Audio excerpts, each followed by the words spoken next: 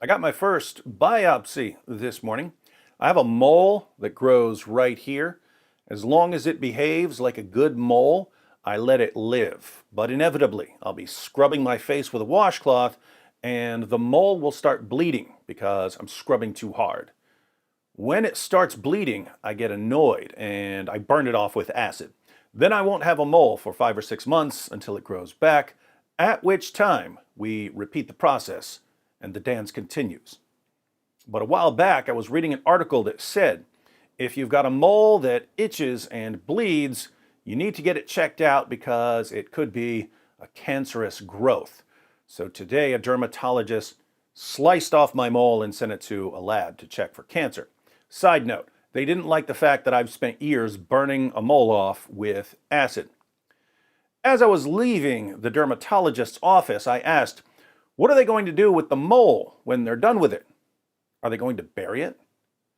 That was a subtle allusion to the 1987 film Adventures in Babysitting. What did they do with the hand? They bury it? No, I wouldn't let them. I kept it.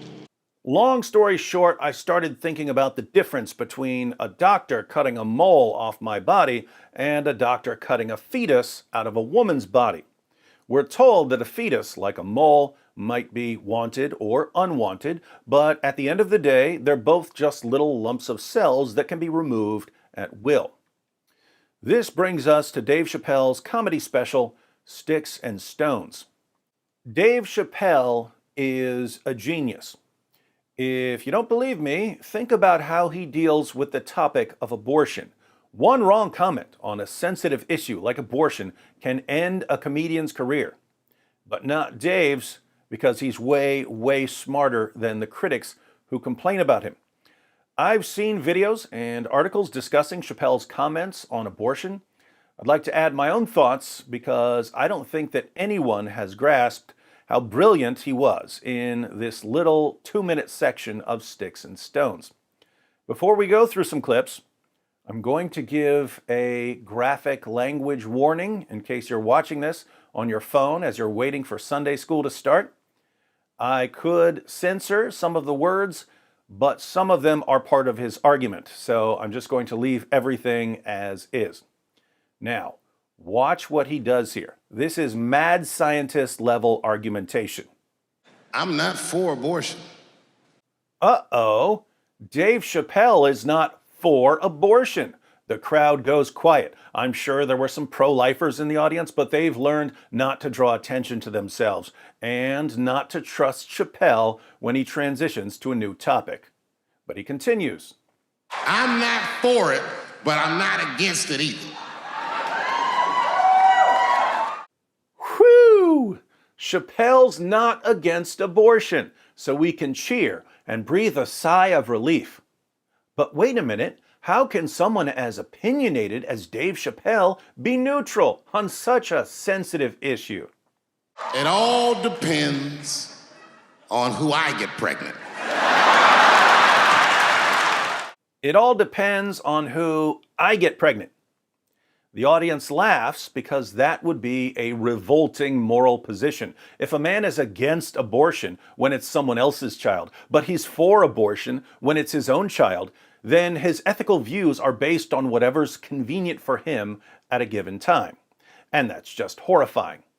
It's wrong to steal, unless I decide to steal from someone. It's wrong to torture old ladies, unless some old lady annoys me, then it's okay. It's wrong to abort babies, unless it's convenient for me. Now, there are people who are like that. There are men who are against abortion until they get their girlfriends pregnant, and then their position suddenly changes. But people like that usually don't admit it in front of an audience. So the audience laughs, knowing that Chappelle isn't serious. What then is his position? I don't care. I'll tell you right now, I don't care what your religious beliefs are or anything. If you have a dick, you need to shut the fuck up on this one. Seriously.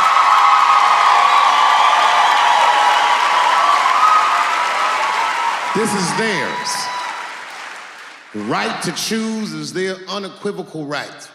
If you're a man, you need to shut up about abortion. The right to choose is the unequivocal right of women. And you can hear women in the audience cheering with glee, apparently not realizing that Chappelle likes to bait people into cheering for positions that he's about to demolish. He goes on. Not only do I believe they have the right to choose, I believe that they shouldn't have to consult anybody except for a physician about how they exercise that right. Gentlemen, that is fair. That is fair. Women shouldn't have to consult anyone apart from a physician on whether they choose to abort their babies. They shouldn't even have to consult the fathers. That's fair. And the women in the audience once again cheer with glee because all of this is being said on Dave Chappelle's Netflix special. And now that Chappelle has convinced the audience to take a firm, audible stand on a sensitive issue, he takes them for a little ride through Consistency County. And ladies, to be fair to us, I also believe if you decide to have the baby, a man should not have to pay.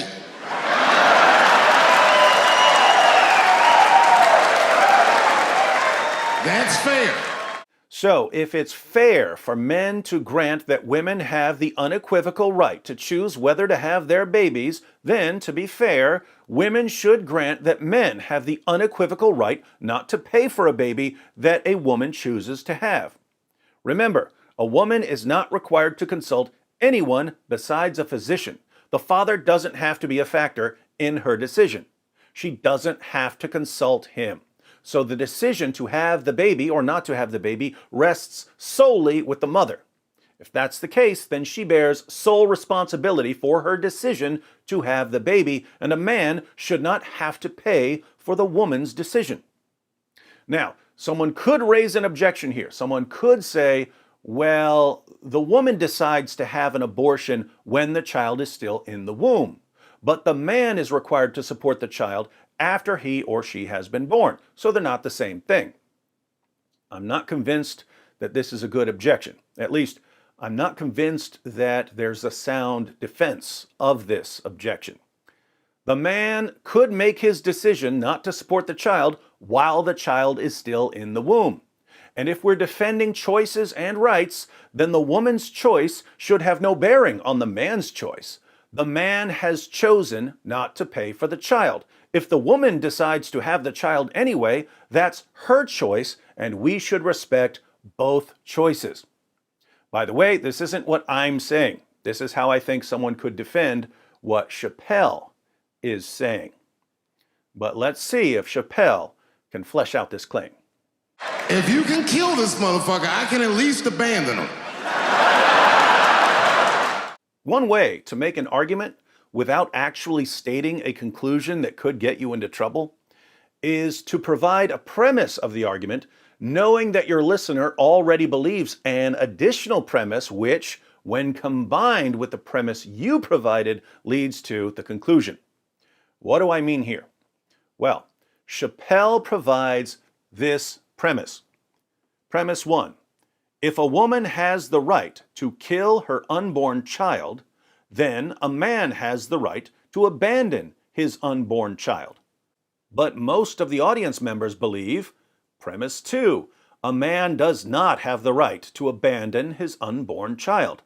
From these two premises, we reach the conclusion, therefore, a woman doesn't have the right to kill her unborn child. Logical interlude. The logical form here is called modus tollens, the mode of denying. The pattern is if A, then B, not B, therefore not A. As an example, if X is a cat, then X is a mammal. X is not a mammal.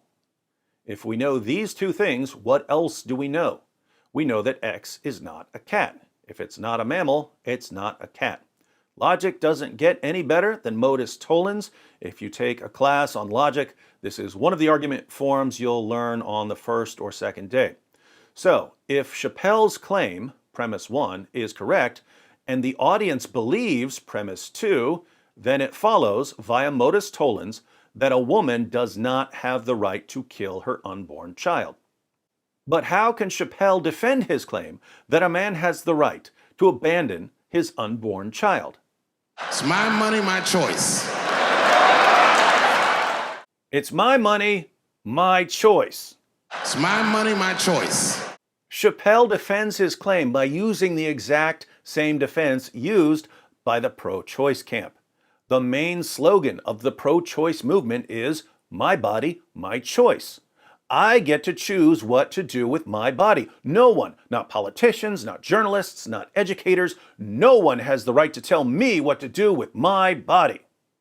Well, I can say the exact same thing about my money.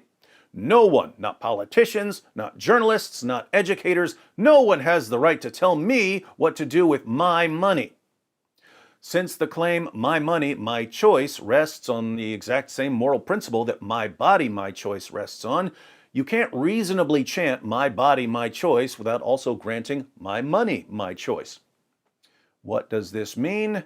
It means that if a woman has the right to kill her unborn child, then a man has the right to abandon his unborn child. Why does a woman have the right to kill her unborn child? Her body, her choice. Why does a man have the right to abandon his unborn child? His money, his choice. So Chappelle defends premise one using a method that's championed by the pro-choice camp, which means that the pro-choice camp can't deny his premise without self-destructing their own position. They have to grant his premise, premise one, but again, they already believe premise two, and when the two premises are combined, we get the conclusion, namely, that a woman doesn't have the right to kill her unborn child. Now, you might be wondering whether Chappelle is really presenting the argument as I've laid it out. All he's explicitly claimed is that if women have the right to kill their unborn children, then men have the right to abandon their unborn children. So he could simply be affirming the total dirtbag's position that men don't have to provide for their children.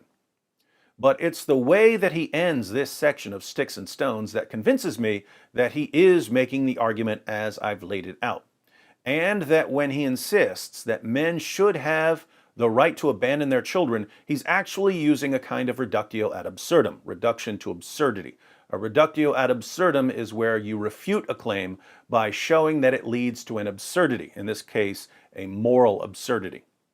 After telling women that it's their unequivocal right to choose whether to have their baby or to abort their baby, and after insisting that for the sake of consistency, women should grant that it's the unequivocal right of fathers to choose whether to support their baby or to abandon their baby, and after pointing out that he's using the exact same reasoning that pro-choicers use, he ends with this. And if I'm wrong, then perhaps we're wrong. Figure that shit out for yourselves. If I'm wrong, then perhaps we're wrong. Figure that one out for yourselves. He's inviting us to figure this out. Well, I think I've got it figured out. There are two ways to be consistent on this issue, and there are two ways to be inconsistent on this issue. The first way to be consistent is to say, yes, women have a right to choose whether or not to have their babies, and men have a right to choose whether or not to support their babies. You can agree with the claim or not, but at least it's consistent. We're applying a consistent moral standard. The second way to be consistent is to say, no, women don't have a right to choose whether or not to have their babies, and men don't have a right to choose whether or not to support their babies. Again, you can agree with the claim or not, but it's consistent, applying the same moral standard to men and women. That leaves us with two ways to be inconsistent. The first way to be inconsistent would be to say, yes, men have the right to choose whether or not to support their babies, but no, women don't have the right to choose whether or not to have their babies. This would be inconsistent. We'd be applying different moral standards. We'd be saying that a woman has to have her baby whether she wants to or not, but that a man doesn't have to support his baby. That would be hypocritical. Fortunately, there aren't many people who hold this position. However, There are lots of people who hold to the second inconsistent position. The second way to be inconsistent is to say, yes, women have the right to choose whether or not to have their babies, but men don't have the right to choose whether or not to support their babies. Chappelle's main point, I think, is that the pro-choice camp is made up almost entirely of people who adhere to this inconsistent position. He's calling them hypocrites, and he's right. Think about this. Your average pro-choicer will say, no one has a right to tell a woman what to do with her body. Forcing a woman to do something with her body against her will is tantamount to rape. It's the woman's unequivocal right to choose what to do with her body, and the government should never be allowed to force her to do anything.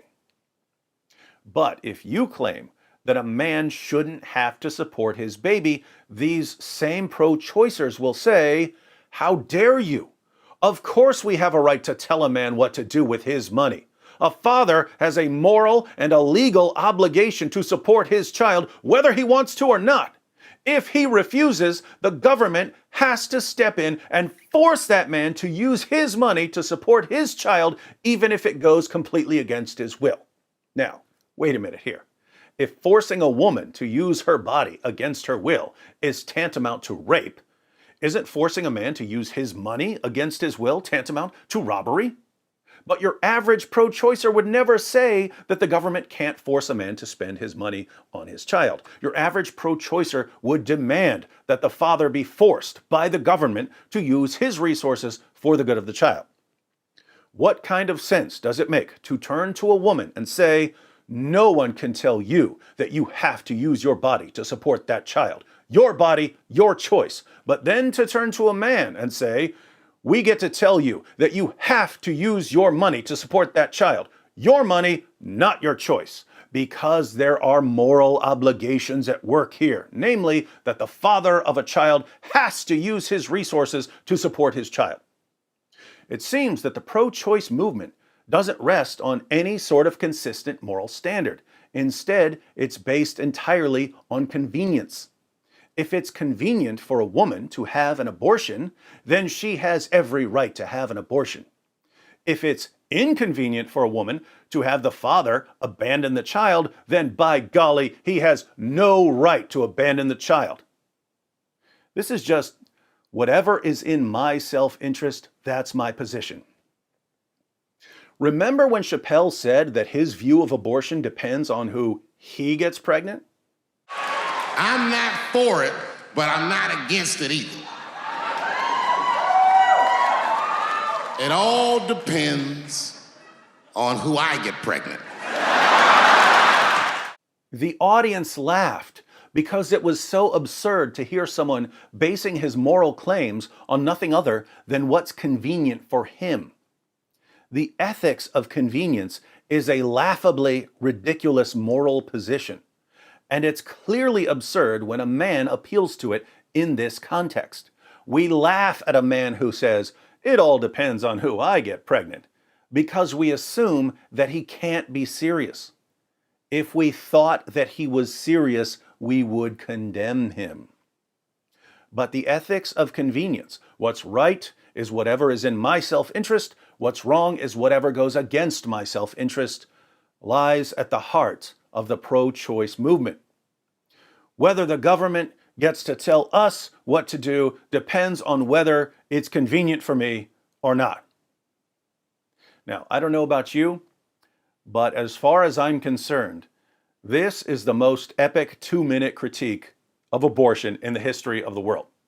And when you consider that Chappelle did all of this without saying a single word against abortion, again, this is what I call mad scientist level argumentation. So, what do you think?